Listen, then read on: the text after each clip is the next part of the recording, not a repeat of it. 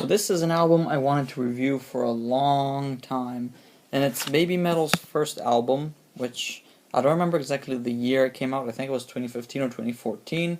I could be wrong, but basically this album is J-pop and metal of different genres put together. And while listening to it, I decided to, put down some notes. And these are my notes. Basically, this album has a nice pace to it, and there aren't too many stopping points. Like, you can listen to this and be hyped up for most of it. Maybe some songs will maybe catch you off guard and probably make you not want to, jump or stuff like that. But it does have a nice beginning, for example, with Babymetal Death, which has a super long intro, but at the same time, this intro I think is justified if you are listening to the full thing. If you're only listening to that song, maybe not so much, because the intro is like probably...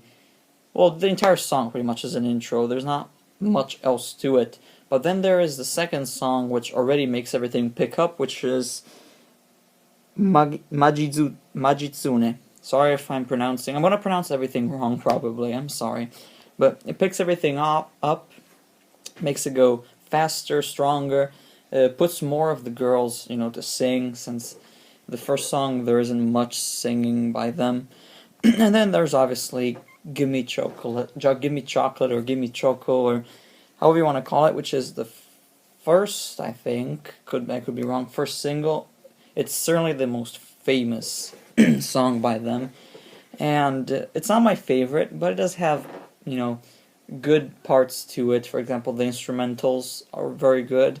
The song itself isn't too serious, but that's okay.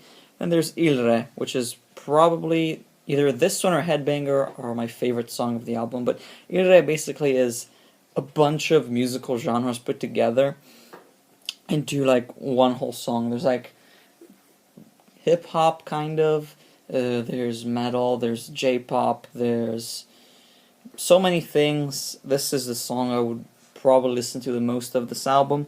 But then there is Benizuki Akazuki, which, the intro is okay. I mean, it has this kind of slow intro. It changes the tone to the whole record, and it's a nice change. But then they shift back to the whole, metal thing. And it's not, I'm not saying it's a bad thing, I'm just saying that's what it does, and it does work for this song. If I look down, it's because I'm reading my notes, and I'm sorry. Then there is Doki Doki Morning, which is a lot more J-pop than the other one. I mean, there are still guitars, there are still like stuff like that, but it is mostly J-pop in that song. I think the chorus, though, is something that almost feels like a cartoon opening or something. Not an anime, cartoon opening. But then there's Onedari Deizakuzen. Sorry. It feels a bit more like this classic metal kind of thing. Not classic like Ozzy Osbourne or stuff like that, or Led Zeppelin, but it does feel more into something that, a person who likes more classical styles of metal will listen to. There is a lot of variety in this one, I guess. But then there's Fornouta, which is the most forgettable song in my opinion. Like, it has a few good things, but mostly bad. I mean, the chorus isn't anything special, and there are these weird, like, reggae breaks between a guitar breakdown and another one. But thankfully there's Uki Uki Midnight, which is the most, I guess, it feels the most finished, I guess, out of all of them. Even though it has this weird dubstep thing, which is a bit weird, is a bit out of place, but it was done in a period where dubstep was a bit more accepted, I guess. So I think it's justified. But then there's Catch Me If You Can, which I think has the most awesome verse of all time. Not of all time, like, of the album. Unfortunately, though, the chorus is just so-so. Nothing, too special, I guess. But then there's Akumu no Rinbukyoku, which is probably the darkest song out of all of them.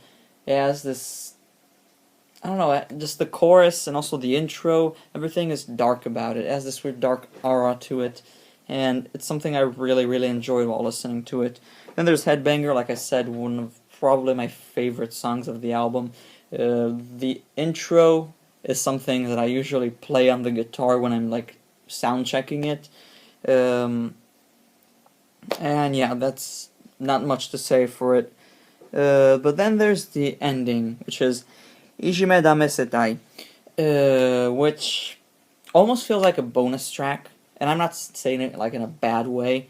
It feels like something that was put at the last second instead of another song, but at the same time, I do think it's an epic way to finish the album. It does almost feel like an anime opening of some sort, like a longer version.